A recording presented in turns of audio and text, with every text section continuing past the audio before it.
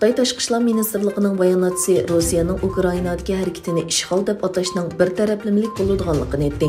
Hua Chunying 24 fevraldagi qarorlik muxbirlarni kutib olish yig'inida Rus ishg'oli deb so'z qilgan bir muxbirga qattiq norozilik bildirdi.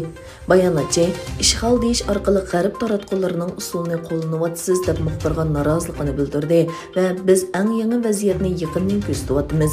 Biz har qaysi taraflarni o'zini tutib olib, vaziyatning kontroldan chiqib ketishining oldin elishga chaqiramiz dedi.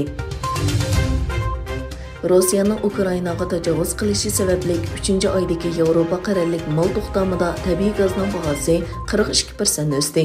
Yevropadagi eng chong mavhum tabiiy gaz savdo nuqtasi bo'lgan Gollandiyadagi TTFda mart oyidagi qarorlik mal to'xtamining bahosi oldingi kuni 88 yevro har megawatt soat bilan bozor yepilgan bo'lib, bu tabiiy gaz to'xtamining bahosi 125 yevroga yetgan.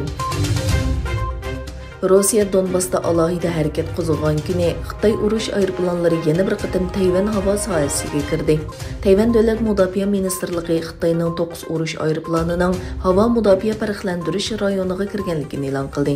Yana bir tarafdan Xitoy Tashqi ishlar ministrligining bayonotchisi Hua Chunying muxbirlarni kutib olish yig'inida Tayvan masalasining Ukraina krizisiga o'xshamaydiganligini ta'kidlab, Tayvan haqiqatan Ukraina emas, Tayvan azaldan Xitoy zaminining ayrilmas bir qismi dedi. Rossiya Ukrainaga hujum qilgandan keyin G'arb davlatlari orqa-orqadan embargo qarori chiqardi. Chig va Latviya Rossiya fuqarolariga viza rasmiyatlarining to'xtatilganligini e'lon qildi. Airbus şirketining Xitoy sho'basi 2021-yili jami 142 savdo aeroplanini Xitoy bozoriga yetkazganligini e'lon qildi. Buning bilan Xitoy Airbusning dunyodagi eng chong bozor bo'lish o'rnini saqlab qolgan. Bu Airbusning 2021-yildagi umumiy sotilish miqdorining 23%ni egallagan. G7 davlatlari Rossiyaning Ukrainaga qilgan hujumiga qarata bayonot e'lon qildi. 7 davlatning birlashma bayonotida mundaq deyildi: Putin Yevropa qit'asiga yana bir qatam urush elib keldi.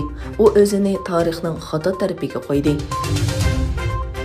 Qishloq olimpik mezgilida Xitoy hokimiyati kuchli tashviqot armiyasi bilan hamkorlashib, xalqaro jamiyatning diqqatini Sharqi Turkistondagi masaladan yiroqlashtirishga urindi. Egilanishicha, 4-fevraldan 20-fevralgacha Beijingda o'tkazilgan irqiy qirg'inchilik olimpik tanharkat musobaqasidan keyin Xitoy doiralari Sharqi Turkiston haqida tashviqot elib berishni boshlagan. Xitoy taratqullarining xabariga qaraganda 22-fevral Xitoyning Janvaydagi vakillari va Urumchidagi Xitoy amaldorlari birlikda bizning Şinjan yaxshi joyi nomida sinliq yig'in ochgan.